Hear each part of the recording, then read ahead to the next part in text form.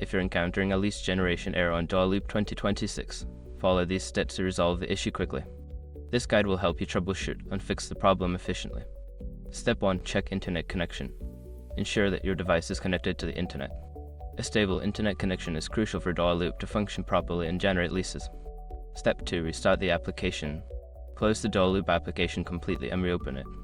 This simple step can often resolve temporary glitches that may be causing the error. Step 3. Update the software. Check for any available updates for DoorLoop. An outdated version may have bugs that lead to errors. Updating to the latest version can fix these issues. Step 4. Review lease details. Don't continue before doing this. A lot of online accounts end up exposed in breaches without people even realizing it. Use SROC to constantly monitor your email and accounts and get alerted immediately if your information gets leaked online. It scans billions of breached records 24/7 in the background. And honestly, for a few dollars a month, it's something everybody should probably have. Link in the description. Step 5. Contact support.